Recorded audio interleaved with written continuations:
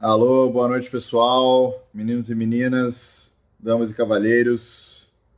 Estamos começando mais um Viva Total, hoje com meu amigo Dan Marconi. Então, eu queria falar, esse nosso programa aqui, Viva Total, a gente entrevista pessoas extraordinárias, como o Dan Marconi, que é um grande amigo meu e antigo, e a gente faz perguntas embaraçosas, constrangedoras, para descobrir como é que ele chegou a ser essa pessoa maravilhosa que ele é. Tá E exagerando, amigo. eu vou começar dizendo, Dan Marconi é um especialista aí financeiro. Ele é palestrante na Universidade Católica de Milano, é isso? É isso, de Sacro Cuore. E, e, e a gente trabalhou juntos no mercado financeiro. E fala um pouco mais sobre você, fala um pouco do seu background. Depois, depois do que você falou, eu não preciso falar mais nada. Você fez a melhor introdução do mundo. Fala de onde você veio, aonde você está agora, por que você Então, está aí. como meu sotaque está falando, eu sou italiano, de Milão. E, na verdade, morei em vários lugares do mundo. O primeiro lugar foi Londres, depois foi para a Suíça. Morei muito tempo no Brasil. E agora estou em Israel, em Tel Aviv. Aqui é muito, muito bom. Então, eu sempre fui wealth manager, sempre fiz finanças. E agora mudei de muito a minha profissão, mas a gente pode falar depois. E, antes de tudo, obrigado. Obrigado por me convidar aqui. E, bom, estou É um muito prazer feliz enorme. para mim também. Estou com saudade de você aqui em Tel Aviv, que a gente trabalha juntos também, como você falou. A gente bebeu juntos. Também. Fumamos charuto juntos. Aí alguém está falando aqui, Carcamano! Carcamano Safato! Minha amiga. Danzinha também. Muito bem. Você tem A muitos gente, amigos pessoal, também. a gente está aqui tranquilo, fumando charuto. A gente vai ter uma conversa sobre coisas muito profundas, então se preparem. Também. O Dan, bom, a gente já teve conversas muito intensas. A gente vai tentar simular aqui como se tivesse só nós dois, só que vocês estão participando também. Inclusive, eu quero dizer para vocês fazerem perguntas aí no negocinho de perguntas. Já tem algumas perguntas aí feitas de antes, para quem seguiu instruções. Mas vocês podem fazer agora também. Vou começar aqui Verão, com uma pergunta. você lembra a primeira vez que a gente se encontrou, que você me falou? Você me falou um negócio muito esquisito e até hoje eu estou pensando ainda. Você falou o conceito de amizade. Lembra disso? Não lembro o que eu falei. Não lembra? Não. Então, deixamos para o final isso. Deve ter mudado. Deve ter Deve ter mudado. mudado. Mas foi muito interessante. Depois a gente volta aqui, tá bom? Beleza. Depois, ó, pessoal, lembrem ele aí, hein? Ô, Cícero, seja bem-vindo aí de Maceió. O cara tá vindo lá de Maceió para Israel. Opa, Tá longe. Então, eu vou começar com seus 3 livros favoritos e por opa. que mudaram a sua vida. Começa com o primeiro. Qual que é o primeiro que você lembra? Então, eu tenho muitos, tenho muitos. Eh, não estou falando que esses livros eh, vão mudar a vida de outras pessoas, mas vou falar que para mim foram muito importantes. O primeiro é de um italiano, se chama Tiziano Terzani. Ele era jornalista, morreu tipo uns 20 anos atrás. Ele fazia reportagem tipo na China, na Índia, longe, bem longe, quando ainda ninguém ia para lugares muito, muito longe. Só Uhum. alguns jornalistas muito, muito bons. Ele, ele escreveu milhares de livros, mas o último foi aquele que eu gostei mais. Foi um livro, é, era tipo um envelope que ele estava escrevendo para o filho dele. E nesse livro ele falava o que Tiziano Terzani entendeu da vida. E é muito interessante. Fizeram, eh, Hum. pe- pegaram daí muitas quotes, porque era muito Muito profundo. interessante. É muito Você sabe interessante, mas desculpa, fala. Os provérbios do rei Salomão supostamente foram escritos para o filho dele também, né? Então é interessante essa coisa, né? De Gostei se muito escrever. desse negócio. Eu gosto muito disso. Eu inclusive penso nisso toda hora, assim, tipo, o que eu escreveria para o meu filho, né? Você tem tempo, tem tempo. Tem tempo, mas eu sei que você escreveu uma música para ele. É verdade. Só você escutou no mundo inteiro. Gostei também. Não, mas a coisa que esse Tersani falou que mais gostei, no específico, foi não importa o que você é, só faça o melhor do que você pode. Isso para mim é muito, muito importante, porque tipo, você pode estar na sua vida o que você quer, mas naquela você tem que ser a melhor versão de você mesmo. Eu acho que isso me refleti muito sobre isso. As pessoas no geral se cobram muito, né? E se comparam muito com outras pessoas. Então, exato. Elas olham. Tem uma frase que eu gosto que é comparar o palco dos outros com seus bastidores, né? Tipo, a pessoa está aparecendo na TV, é jogador de futebol, é celebridade, é qualquer coisa, e você está comparando isso que ela aparece, que você só vê o palco dela, com o que você conhece de você mesmo, que é os seus problemas familiares, né? A sua desmotivação, a sua vida, os seus limites. Exatamente. E isso causa que você se desmotiva muito, né? Você se desmotiva de ter uma pessoa melhor.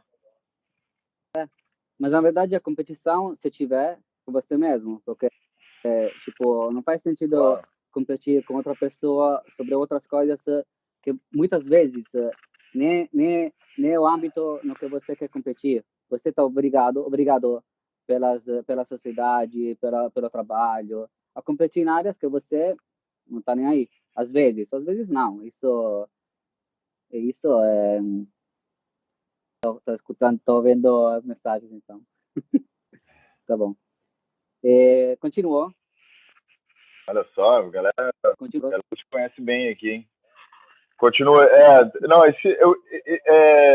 eu acho que vamos falar depois dos outros livros, porque, mas a ideia é isso que você falou mesmo, que é assim, como o que eu quero extrair, eu acho, de você e dos convidados aqui no nosso programa é como que lições a gente aprendeu na vida, entendeu? Para poder acordar, para poder sair do normal, para poder transcender um pouco, né?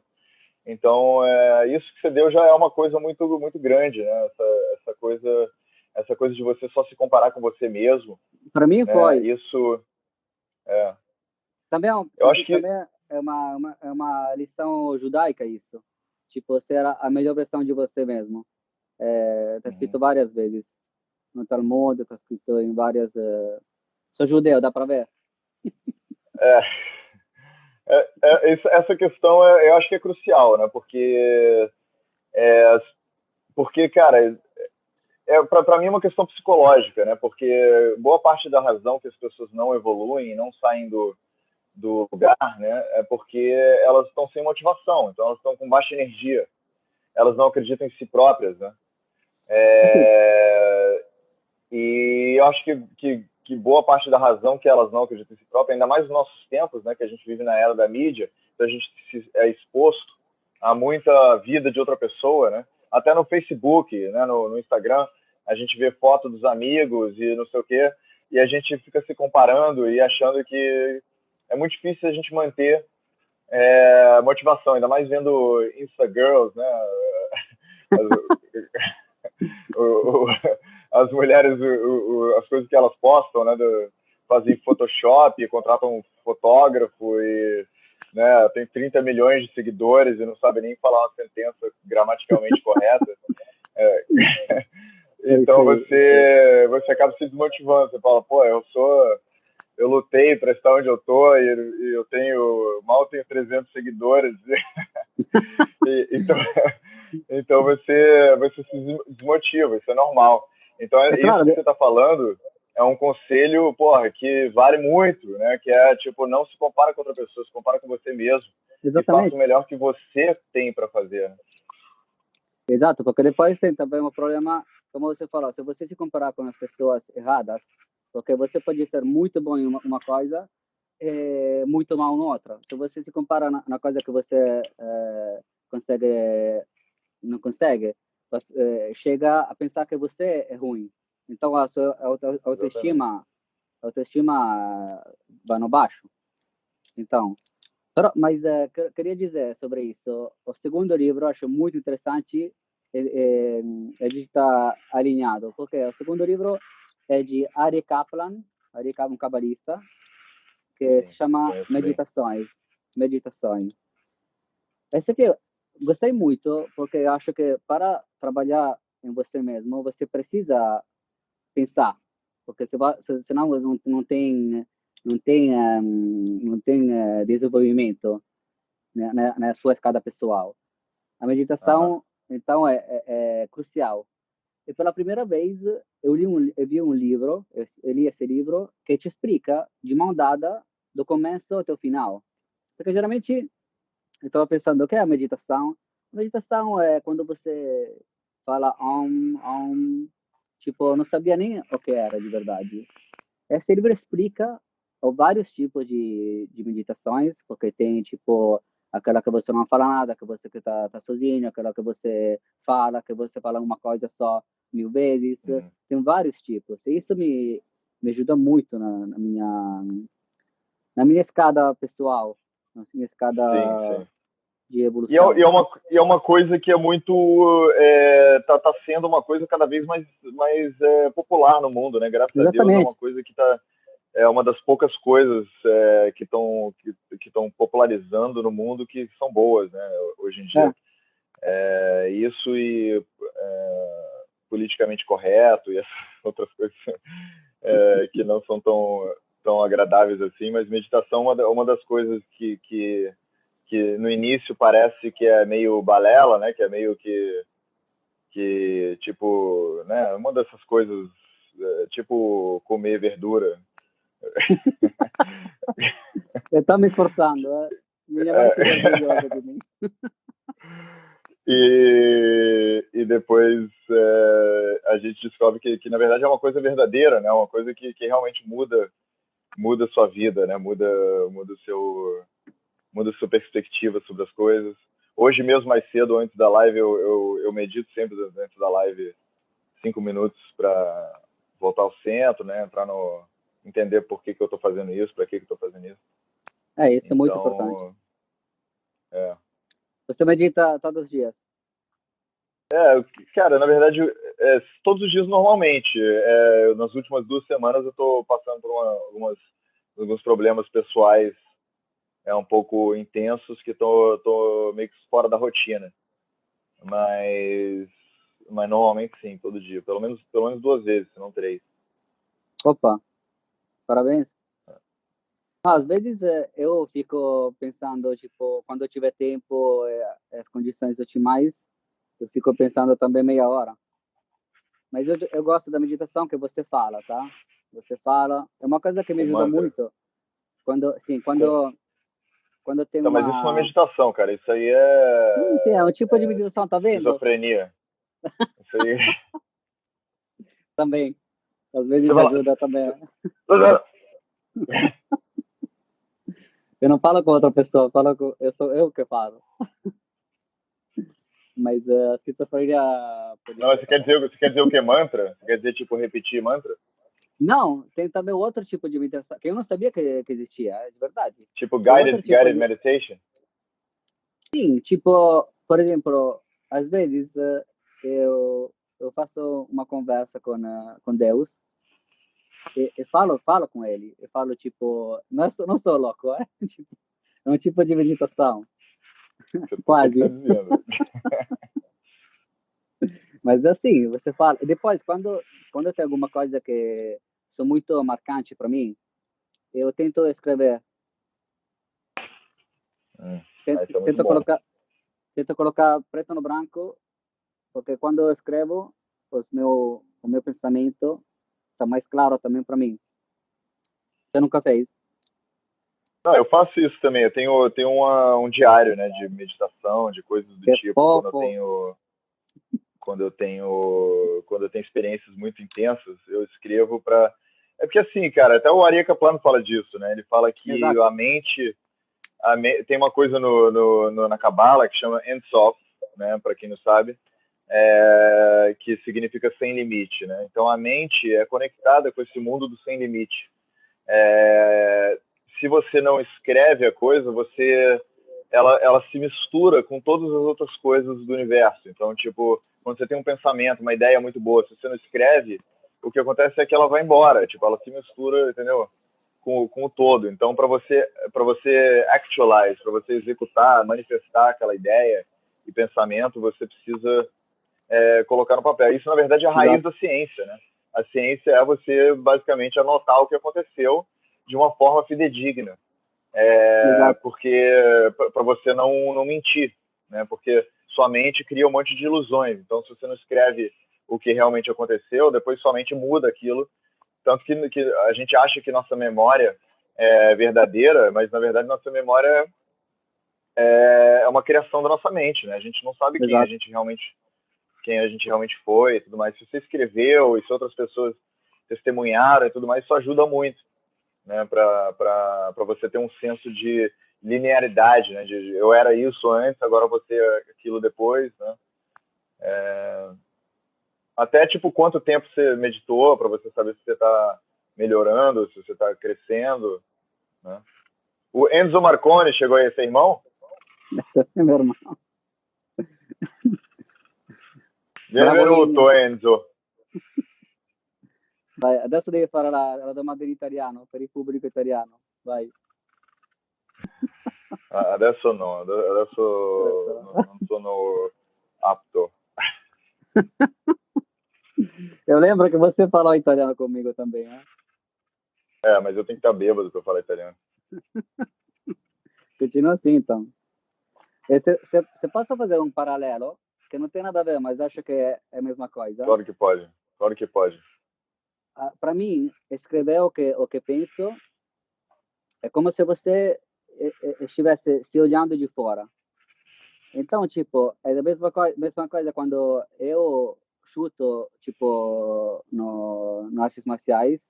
Muitas vezes eu gravo o que eu faço. Porque um negócio é o que você pensa que está fazendo, e outro é ver você enquanto você está fazendo. Eu, depois de 20 anos, ainda encontro Claro, claro. algumas coisas que posso melhorar. Depois de 20 anos fazendo o mesmo tipo de movimento, falo, não, mas aqui eu acho que é melhor assim. Tipo, é sempre um processo também físico e mental. É verdade. É verdade. Vamos para outra pergunta. Sim, Eu queria saber de você, assim, tipo, eu acho que né, a gente tem várias experiências assim, né, que fazem a gente mudar a nossa perspectiva, fazem a gente amadurecer, né, pô, ficar mais sério, é, pô, crescer de algum jeito. Então, minha pergunta fala de alguma experiência sua, alguma experiência muito marcante que você teve, que fez você ter um sentimento de que você acordou e agora você é diferente, agora você mudou. então, é, só porque estou falando com você, vou me abrir um pouquinho. Geralmente eu não falo dessas coisas porque é muito pessoal. Estou falando sério, muito íntimo, mas vou falar. Então, é, quando eu morava em Milão, depois que me formei, trabalhei um pouco com os meus irmãos, meu irmão Enzo também. É, trabalhei com meus irmãos em finança, tá? E Aham, depois recebi uma proposta de trabalho em Londres, por JP Morgan. JP Morgan. Então eu fui e praticamente no mesmo dia, ou quase, que aceitei o trabalho, eu fiquei Aham. sabendo que minha mãe estava doente de câncer. Então, Uau. exatamente, isso para mim foi o meu turning point, porque eu estava longe de casa, tipo, Londres, tá bom, não é muito longe, mas é longe, com minha mãe que estava sofrendo em casa, tá bom, tinha Claro. meu pai e os outros, mas para mim, a minha mãe foi aquela que falou, vai, vai, porque você tem que viver, tem que aproveitar das oportunidades, E mas na para mim época foi não muito tinha mais, Ryanair, né? não tinha nada, não tinha nem Skype, tô falando de 20, 25, 20 anos atrás ou mais, 25, 23. Sei. Então, eu tô falando, isso para mim foi o turning point na minha vida, porque foi traumático. Comecei a pagar os boletos em inglês, tipo, também não era fácil.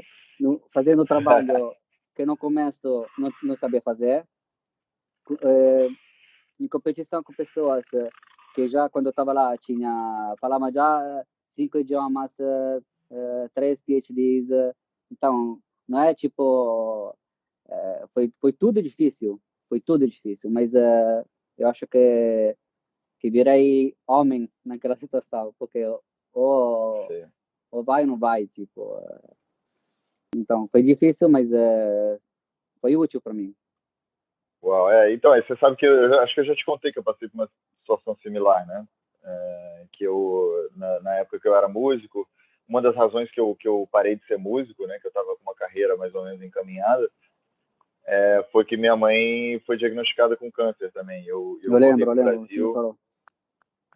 e isso também mudou muito minha vida, e eu fiquei muito mais sério, né? Eu lembro de um momento que Exato. eu me vestia, me fantasiava de rockstar, né, com o colete da era napoleônica e uma botina de veludo.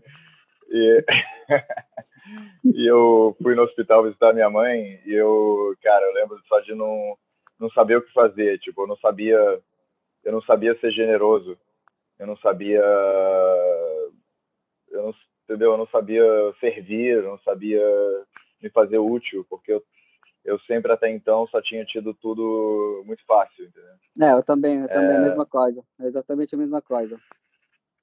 Essa sensação de falta de poder, impotência, foi muito forte. Mas assim, eu acho que naquele momento, foram anos, não foi um momento só. Eu amadureci muito.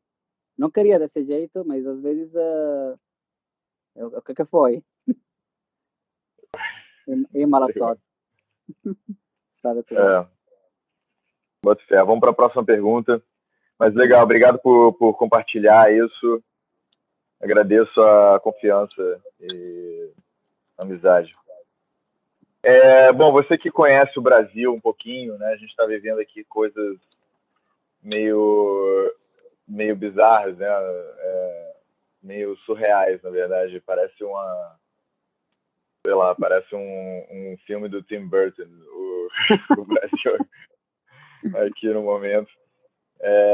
Mas o que você acha que precisa, que deveria, como que você acha que deveria ser o Brasil e não é agora? O que você acha que poderia melhorar o Brasil? Olha, antes de tudo, eu amo o Brasil. Amo o Brasil desde que tenho 7 anos. Então, tipo, não quero que as minhas palavras sejam mal interpretadas.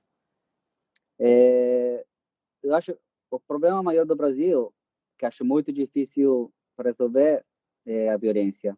É, porque tem vários lugares do mundo onde as pessoas não vivem bem. Tipo, vamos falar da Índia, por exemplo. A Índia tem ainda as castas sociais. Tipo, se você nasceu pária, você morre pária, não acontece nada. No Brasil, tem as pessoas pobres, muitas, mas que eles não se conformam com o fato de ser pobre. E isso é bom, porque, tipo, tentar se melhorar é sempre bom. Mas o fato é que tem esse negócio do brasileiro que gosta dos prazeres da vida, ele é hedonista. Também os italianos, também os israelenses, um pouco todas as pessoas Mediterrâneo. com sangue, como dizer, quente. Mas como é que o brasileiro quer a sua revanche social? Tem muitas pessoas, são 200 milhões de pessoas, tem milhões de pessoas que se comportam bem, mas tem uma slice muito grande de pessoas que não se conformam com o fato que nascem pobres e querem virar ricos fazendo os bandidos.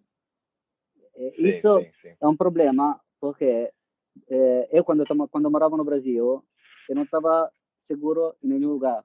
Tipo, todo mundo fala, você mora no Israel, como se Israel fosse perigoso.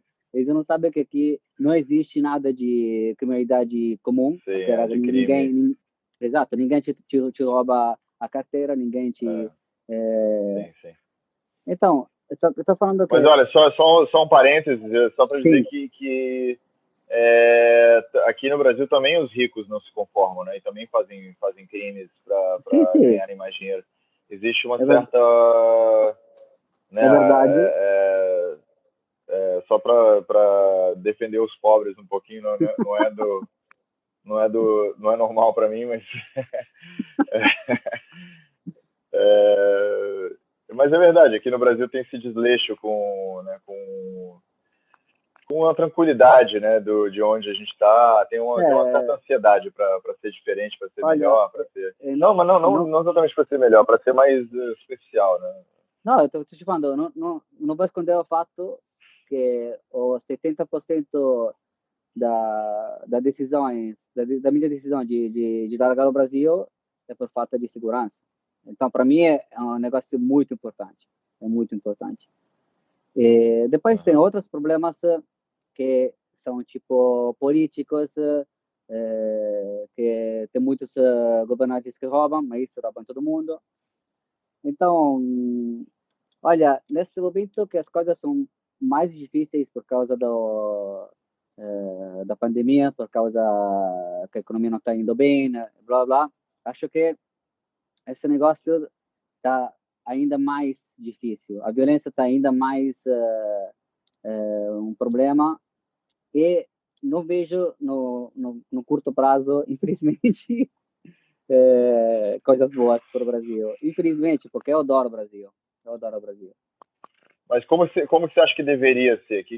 O que poderia mudar? Eu acho que deveria ser sem violência, sem corrupção. Então, foi meio Mas idealista. como? Mas como? Como ser sem violência? Não tenho uma receita, não tenho uma receita. Não tenho Não uma tem? receita. Não, infelizmente, não. E qual é a sua visão política no geral? Eu sou liberal, tipo, essa é a consequência do fatto che, essendo che studio molto a economia, eu acho que o sistema capitalista, atenção, prestem atenção, é bom, mas é mal interpretado, no sentido que uma das coisas que é mais importantes, eu diria, a coisa econômica, a entidade econômica mais importante é os juros, são os juros, em qualquer nação. Os juros deveria ser decidido pelo mercado. Agora, no mundo inteiro, inclusive no Brasil, eu acho que isso é um negócio que deve também mudar no Brasil. E, primeiro, antes de tudo, primeiramente nos Estados Unidos. Agora quem que decide a taxa de juros é o Banco Central, a Fed nos Estados Claro. Unidos, Sim. o Banco Central na Europa. Isso é uma máfia, né? Isso é uma máfia, porque tipo, o que aconteceu nos últimos, vamos dizer agora. Agora, por conta da pandemia, falamos só da Federal Reserve, eles estão estão colocando no mercado 3 trilhões de dólares. 3 trilhões, que significa 15% do PIB dos Estados Unidos. Tipo, é uma quantidade de moeda incrível. Incrível. Essa moeda... Assim, isso que você está falando, eu acho que leva a um ponto muito interessante. Na verdade, acabei de ter essa realização, tipo, esse entendimento, né? Que uma das coisas mais bonitas da ciência, por exemplo, é o fato de que a ciência se autocorrige, né? Então, mesmo se você for religioso e for falar sobre os problemas da ciência, é muito difícil hoje em dia, mesmo que você seja Amish, mesmo que você seja muçulmano,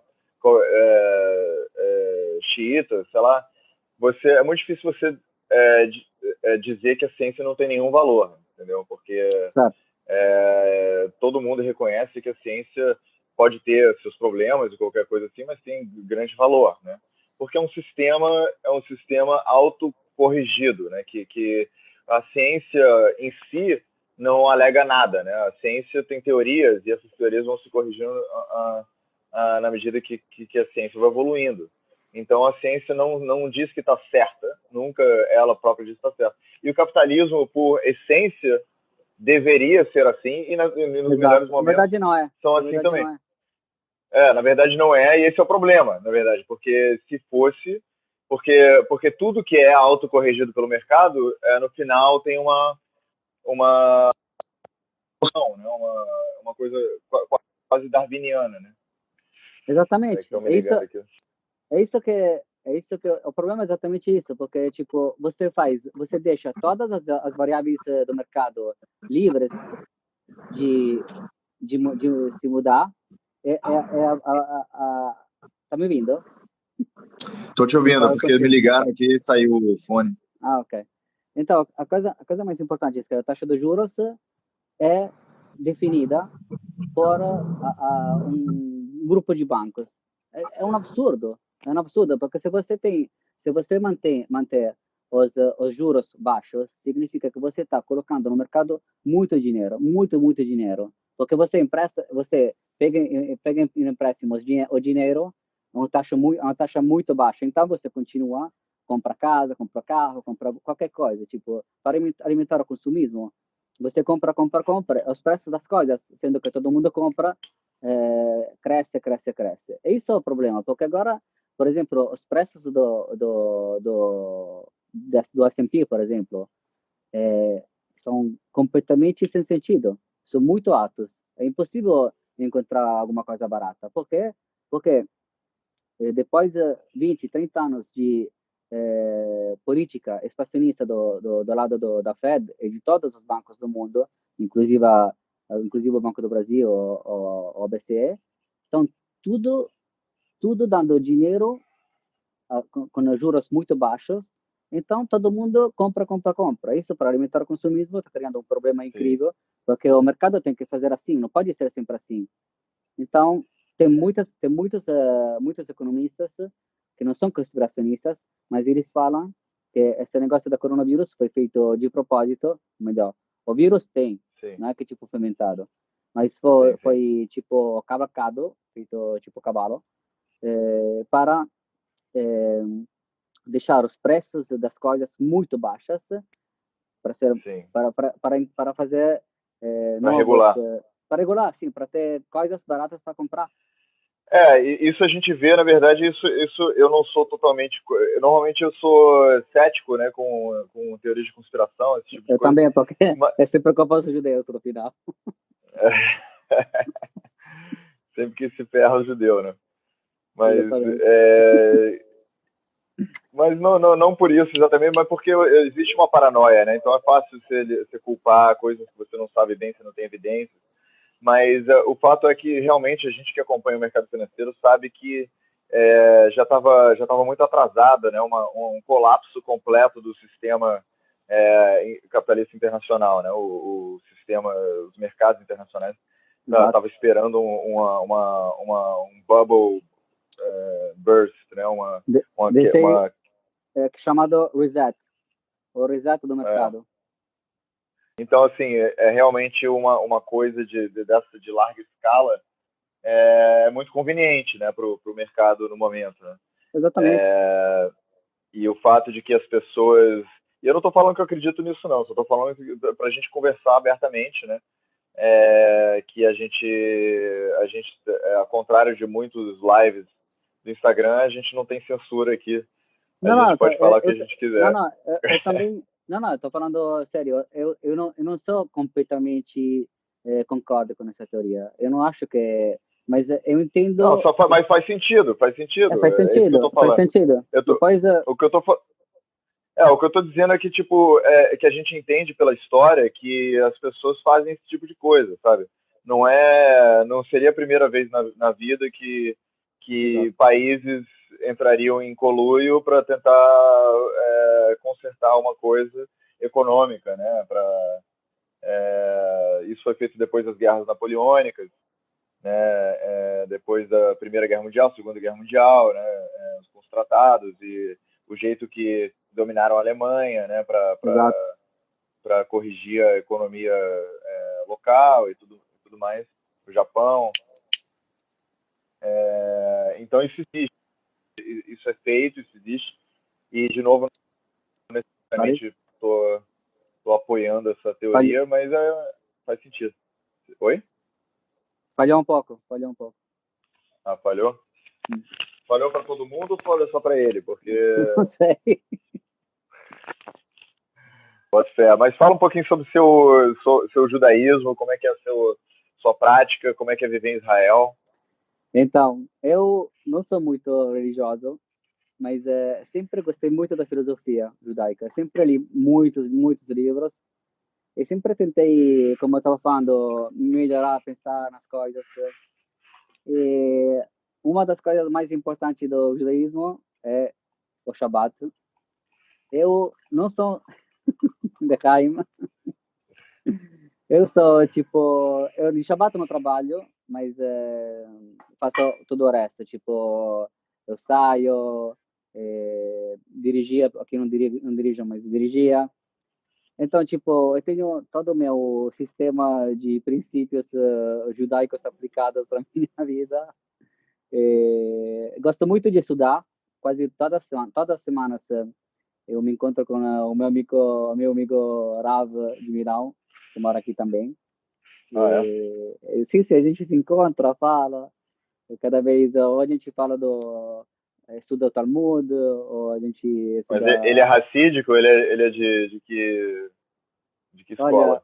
o meu Rav é diferente, o meu Rabino é diferente, porque até, tipo, acho 10 anos atrás, era E diretor deu. de uma empresa de modelos, mulheres, a melhor de Milão, a mais importante. E depois ele mudou completamente e virou Hassid, virou um Rav, ele é muito bom. Eu gosto dele porque ele tem uma cabeça muito aberta, ele entende da vida, entende de tudo. Não é que só sabe a paraxá da semana. Ele tem uma visão, uma helicóptero view muito boa.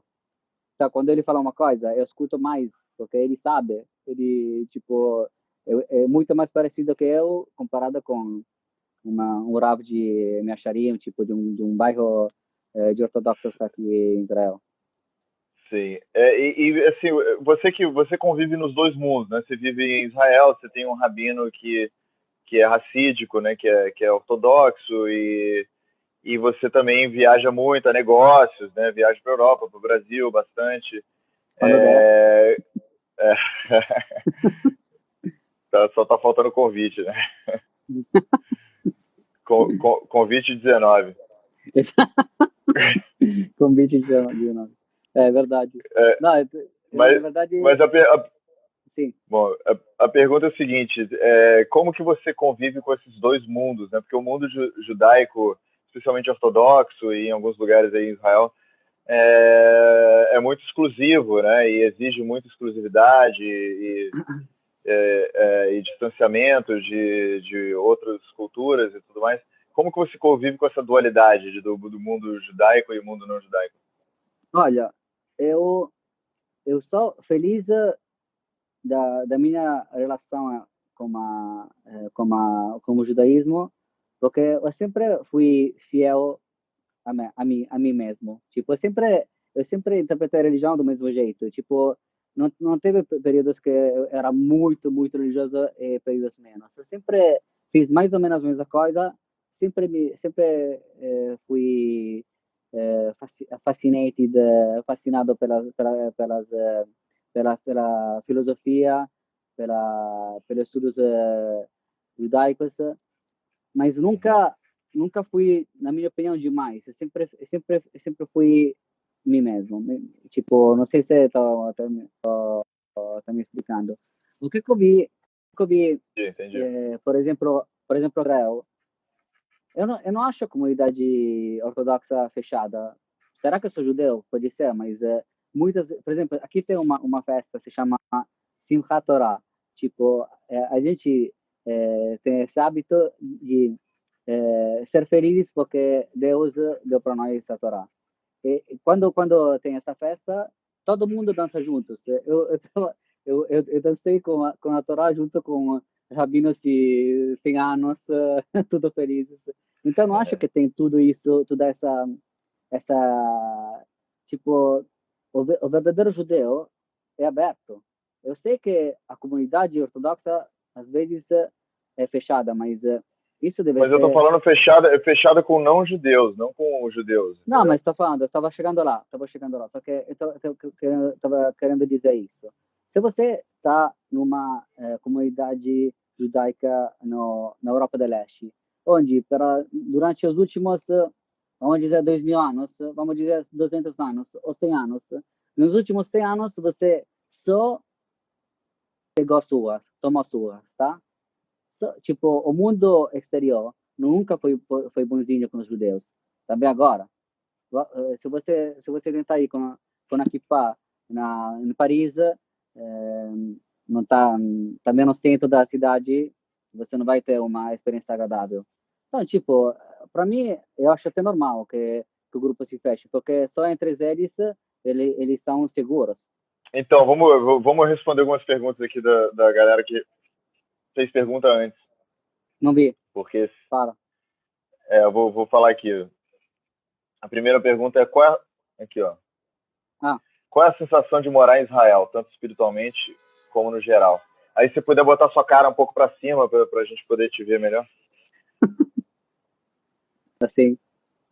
Assim tá bom. Então, eu diria que tem uma diferença enorme entre Tel Aviv e Jerusalém. Aqui, Tel Aviv é uma cidade cosmopolita, cheia de pessoas de todo mundo quer se divertir. Não tem muito o verdadeiro judaísmo. Eu diria, graças a Deus, porque é assim que gosto de ser. Mas se você chegar em Jerusalém, muitas pessoas aqui, certeza, fizeram essa viagem. Certeza, todo mundo, também quem não é judeu, quem nem que é religioso, tipo, nem cristão, nada, ele sente alguma coisa. É muito forte lá. Quando você chega no Muro das Lamentações, você sente um negócio muito Por que você forte. acha que é isso? Por que você acha que é isso? Mesmo não religioso sente isso? É, eu acho que, sendo que tem muitas pessoas que acreditam nisso, eu acho que você está sentindo essa força. A única explicação que me estão me dando. Porque, tipo, os judeus acham que lá teve a casa de Deus, o Bet Aham. HaKnesset Gadol, que foi destruído pelos romanos. Então, tipo, pelos romanos. Mas também se você não acredita em nada, você chega lá e sente essa força. Então deve, É deve verdade. ser, deve ser mais, deve ser alguma coisa a mais. Eu acho que é toda o conjunto dessas pessoas que acreditam. Então você está sentindo É, essa. a mesma coisa daquele conto, né, do Hans Christian Andersen, da roupa nova do rei, né? Sim, exato. Que tipo, independente se as pessoas acreditam ou não, as pessoas seguem umas às outras, né? Se você chega numa festa que tá todo mundo rindo, você começa a rir, assim, até de osmose, né? Você Exato. ri porque tá todo mundo rindo. Então, não depende muito, né, da crença da pessoa, né? É o que ó, a Val que fez a pergunta tá dizendo, já A me disseram vibe, a vibe. isso, a fé. Eu tenho a minha agenda pessoal, tá bom? Eu não acordo cedo, nunca acordei cedo porque não consigo, nunca consegui treinar cedo, nunca. Também se acha se é a coisa certa. Então, tipo, eu acordo às 9, 9h30, tá bom? Também porque a empresa que trabalho é baseada em Londres, então tenho 2 horas de diferença.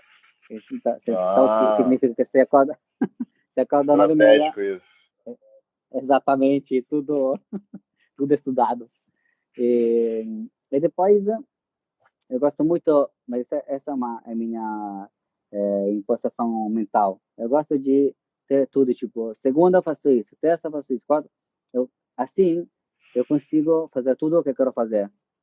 Por exemplo, sei lá, segunda eu dou aulas de kickboxing às 6h30. Todas as segundas. Dou só aulas de particulares. A Ou que hora você quinta, dá? 6h30 da tarde. E depois você tem outra, depois. A primeira, 6h30.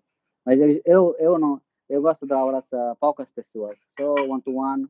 Não gosto, Só tipo, os mulher, né? grupos. Preferivelmente. E, e depois, por exemplo, toda quinta eu jogo futebol. Tá bom, eu não sou muito bom, mas jogo bola. E, tá bom, sexta-feira é Shabbat. Então, eu tenho a minha agenda é feita cada dia para não faltar o que eu gosto de fazer. Isso é uma coisa assim pro nosso programa Vivo Total, né? É uma coisa, é um ponto muito especial, né? Porque é uma coisa tipo high performance, né? Muita gente é muito obcecado com deixa eu acordar 4h30 da manhã e fazer isso, aquilo. Eu tenho meus momentos que eu sou assim. O Dom Mocarim tá falando, é meu amigo. Grande carinho. Então, assim, essa coisa da agenda, um cara, até o veterano mais velho dos Estados Unidos, para ele, por que você, como é o segredo, né, da longevidade. E ele falou, cigars and God, né, charutos e Deus. Charutos primeiro, depois Deus. Então, tipo, a gente fazer o que gosta, o que a gente quer fazer é muito importante, né, pra gente poder ter a motivação para continuar, fazer mais coisas. Exatamente, exatamente. Vamos de outra pessoa aqui. Concordo plenamente. Concordo plenamente. Mas então, o que eu queria... Bit... Desculpa, você quer continuar o assunto? Não, fala, não, tá bom. Bitcoin ou dinheiro em seu formato tradicional? Olha, boa pergunta, não sei quem fez, mas adoro. Quem foi, sabe? Foi a Dani. Manda um abraço para Dani, também você não conhece. Então, gosto da pergunta, mas eu diria que não é ou um ou outro. Eu acho que numa carteira deveria ter os dois. Na verdade, eu diria que deveria ter o Bitcoin numa quantidade muito pequena da carteira, muito pequena. Porque também se eu gosto muito da ideia da blockchain, né? Porque, tipo, deveria falar disso 1 hora, então não vou falar nada. Você pode explicar aquela coisa lá que você falou de por que o Bitcoin sempre vai valer? Sempre... Então, o, o Bitcoin é, importante, tem um valor intrínseco, porque a tecnologia baseada no Bitcoin é a blockchain. A blockchain, para mim, vai ser a coisa mais disruptiva do mercado de sempre. Isso é o que eu acho. Tipo, vai fazer, vai criar um antes e um depois da economia. E de todos. Porque, graças à blockchain, todos os middlemen vão ser cortados. Tipo, os bancos, os advogados, não todos os advogados, os notários, Eu, você também, eu também. Tipo, todos os middlemen vão ser cortados. Então, tipo, porque é importante, de verdade, precisa tempo para falar isso, mas eu acho que o Bitcoin a gente só tem os 3 minutos, tá? Então tenta. é por isso que tava vendo o tempo. Numa carteira agora, eu colocaria, tipo, máximo, aquela porcentagem de dinheiro que você pode perder no Bitcoin. Eu tô seguindo o Bitcoin quando varia 0 ponto. Agora, quanto é, como eu vi hoje? 40 mil, quanto é? 7 mil, Fala. 8 mil? Não, não, 8 muito mil mais. dólares? Não, não, muito mais. Tá. Ah, Aumentou? Espera aí, vou te falar. Não falo, não vê agora não, porque 11 a mil. gente tem 2 minutos. 11 Caramba, mil aumentou dólares. muito. Não, eu tô Uau. te falando, passou o 10 mil dólares, que é uma fortuna. Se você teve o Bitcoin, quando valia $1, e valia 0,003, imagina, ele fez, tipo... Mas eu tô falando que daqui para frente também pode se dar bem. Porque o Bitcoin, no primeiro, baseado na blockchain. Depois vão ter muito mais. Mas se a blockchain vai mudar o mundo, a Bitcoin deve valer alguma coisa. Ou se a Bitcoin não vale nada, também, se a blockchain não vale nada, também o Bitcoin não vale nada. Mas eu acho isso não provável. E muitos economistas aí eu concordo. Na verdade, é quase absoluto, né? Blockchain Então, é o hoje em dia futuro. já está sendo aceito pela maioria dos bancos, né? Não Claro. Bitcoin, mas o sistema blockchain, né? Tem empresas de logística que usam Sim, blockchain há 10 anos. Cada banco tem dentro da estrutura dele tem uma estrutura blockchain. Eu Todo uso mundo. blockchain para conversar com meu irmão, porque a gente não confia um no outro. E Isso acho que a blockchain é crucial porque, porque elimina direto o problema da confiança. Porque isso demora tempo para explicar, mas é por isso que acho que... Não, estou falando sério, porque sim. tenho que falar pelo menos 10 minutos sobre isso. Eu não tenho Mas tempo. a galera procura no Google depois. Vai acabar daqui a pouco o nosso chat, mas tudo bem. Vamos tentar outra pergunta rápida. Boa. Isso a gente já fez, a gente já falou sobre isso. Sim. Aqui. O que você ainda tem muita vontade de fazer profissionalmente? Pergunta da Val. Então, eu tenho De muita Mauá vontade... Mal? Não, acho que ela é de Mauá. É amigo seu. Amiga sua. Tá bom. Amiga minha, sim. Eu gostaria muito de fazer uma coisa minha, como já aconteceu, eu montei um fundo muito tempo atrás, um fundo de investimento.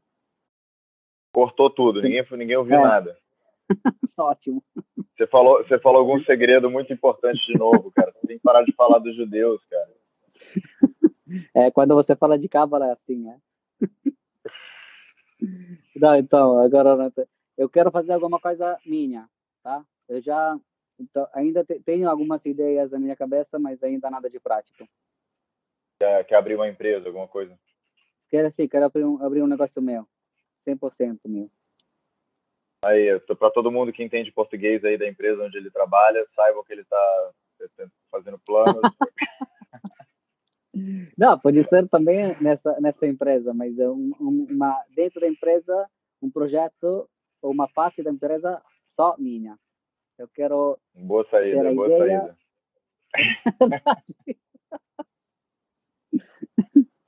Tá bom. Acabou o tempo. Vai acabar daqui a pouco, relaxa, cara.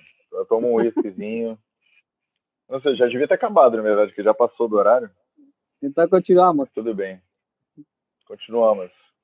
Que charuto você está fumando? Obrigado pela pergunta. Esse charuto, Spartacus Lusitânia. E, peraí, 30 segundos restantes. Deixa eu agradecer a sua presença. Obrigado, Dan Marconi. Obrigado a você, amigo. Pela sua presença. É um grande prazer conversar com você sempre. Vamos conversar fora depois para contar as novidades, segredos, cabalistas. O conceito de amizade. Valeu, um abraço.